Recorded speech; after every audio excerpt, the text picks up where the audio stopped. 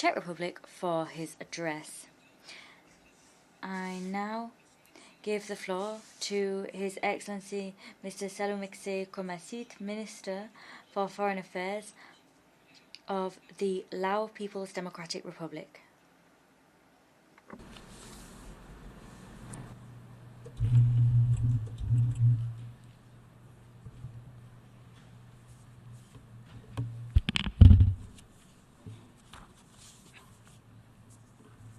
Madam President, first of all, I would like to begin by congratulating Ms. Maria Fernanda Garcia on her election as President of the 73rd session of the United Nations General Assembly. It is our great pleasure to see a woman chairing this august body, and I assure you of our full support and cooperation, and wish you every success in discharging your noble duty. Likewise, I wish to extend my congratulations to His Excellency Miroslav Lajcik for his successful completion of his tenure as President of the 72nd session of the United Nations. Madam President, the 2030 Agenda that promises to leave no one behind has encompassed all the prerequisites for us to build a peaceful and prosperous world. In order to meet this lofty goal of 2030 Agenda, the national government and international communities have to work hand in hand to implement it, and it requires international peace, security, that would create conducive environment for economic growth and social progress while enhancing international cooperation and assistance with priorities given to the most vulnerable groups of countries, namely LDCs and SIDS. To realize the 2030 Agenda and achieve SDGs, the government of the Lao PDR has incorporated the SDG target into its 8th five-year National Socio-Economic Development Plan for 2016-2020, soon after the adoption of Agenda 2030. Given its specific needs, the Lao PDR has gone extra mile by adopting the national SDG 18 entitled Life Saved from Unexploded Ordnance, or UXO, to address the problem caused by UXO. At a high-level political forum held in July this year, the Lao government presented its first voluntary national review on SDG implementation, which saw important progress and emerging constraints over the past years. While positive momentum has been gained on SDG and LDC graduation, the Lao PDR remains vulnerable to external shocks. This year, we are witnessing an increasing intensity of climate change and natural disaster that cause heavy loss and damages to life and property of people in different parts of the world. Like many countries, the Lao PDR is no exception and has been severely affected by natural disaster, especially extensive flooding across the country. This is the worst natural disaster ever occurred in the history of our country.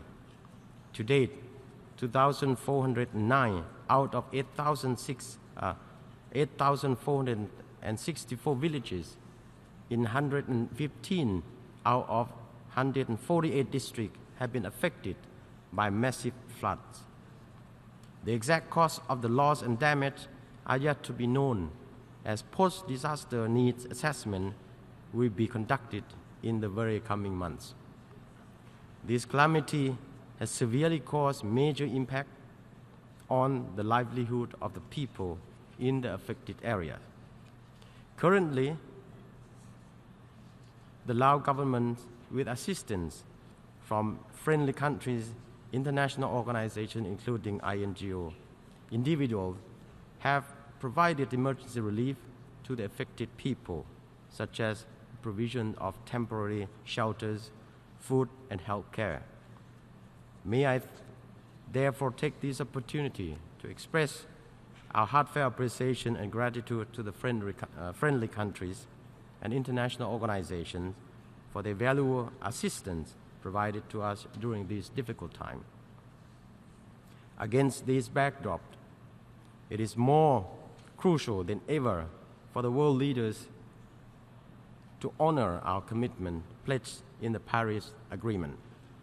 Within ASEAN, great importance is given to the issue of climate change and disaster risk management.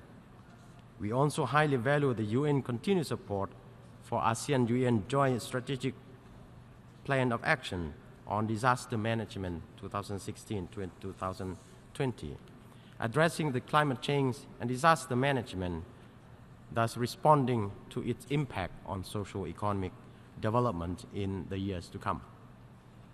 Madam President, to address the scourge of transnational crime, it requires concerted effort at all levels. In this context, the Lao PDR remains highly committed to working closely with the international community in the fight against illicit drugs, illegal wildlife trade, trafficking in person, among others. The government has adopted a Drug Control Master Plan 2016-2020 as we implement the ASEAN Work Plan on Securing Community Against Illicit Drug 2016-2025, so as to realize the vision of drug-free ASEAN as one of high priority agenda of the region. We are also pleased to support the global call for action on the world drug problem initiated by the President of the United States. In our fight against human trafficking, the Lao government has spared no effort in combating this heinous and inhumane crime by adopting several laws, regulations, and national action plan to combat trafficking in persons, and becoming signatory to numerous regional agreements and MOU, including the ASEAN Convention Against Trafficking in Persons, especially women and children, that seeks to prevent and combat human trafficking. Madam President, the United Nations needs to be strengthened so it can respond effectively to the challenges we face today. We are pleased with the initiatives by the Secretary General of the United Nations on reforming and repositioning of the UN with an aim to improve UN capacity to meet the needs in the current environment. In this context, we reiterated our view that development issues must remain at the core, be an integral part and a top priority for the United Nations and member states while promoting international peace, security, and human rights. While emphasizing the importance of enhancing capacity of the United Nations system to deliver its mandate, we are concerned about the continued decline of the contribution to the core funding of the United Nations development agencies and development program on the ground. Therefore, my delegation would like to once again call on donor countries and development partners to fulfill their ODA commitment of at least 0.7% of their GNI. Madam President, we all acknowledge that peace and security are prerequisites for socio-economic development of all nations. Therefore, we need to maintain and promote peace and security at all costs. Past experience have shown that settling disputes by peaceful means is the best way to ensure durable peace that is essential for sustainable development of a nation. As such, it is incumbent upon the international community to further build mutual trust and confidence in an effort to jointly overcome the ongoing challenges and seek peaceful solutions to the disputes or conflicts that we are witnessing in various regions of the world. Against this backdrop, we welcome the recent historic summit between the leaders of the Democratic People's Republic of Korea and the United States of America in June this year, which constitute an important milestone in the relations between the two countries. We also welcome the third summit between the leaders of the Republic of Korea and the Democratic People's Republic of Korea, with an objective to improve not only bilateral relations between the two countries, but also to address the issue of denuclearization on the Korean Peninsula.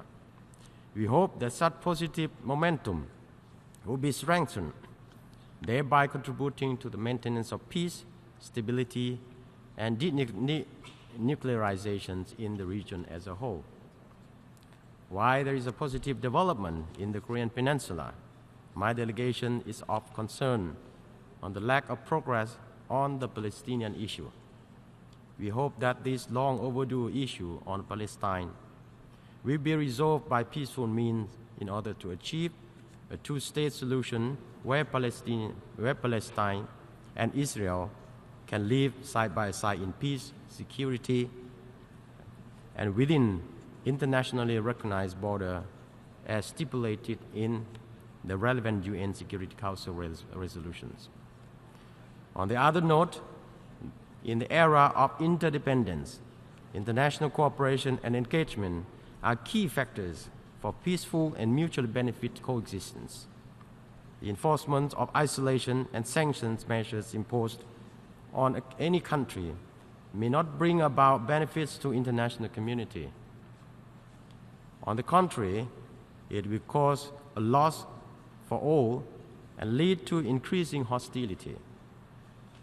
In this regard, my delegation urges that the embargo on the Republic of Cuba be ended.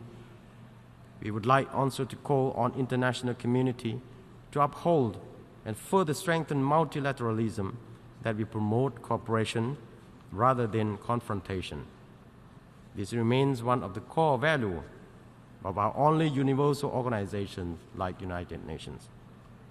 Madam President, I would like to conclude by expressing my support to the theme of the 73rd session of the UNGA, making the United Nations relevant to all people, global leadership, and shares responsibility for peaceful, equitable, and sustainable society. It is indeed pertinent to the current global situation and the work of the United Nations.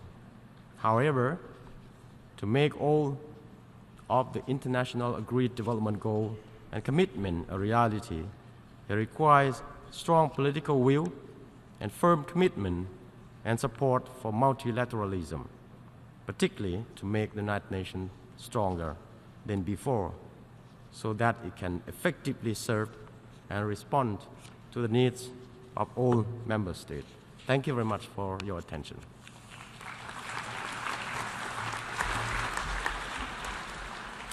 I thank the Minister for Foreign Affairs of the Lao People's Democratic Republic for his statement.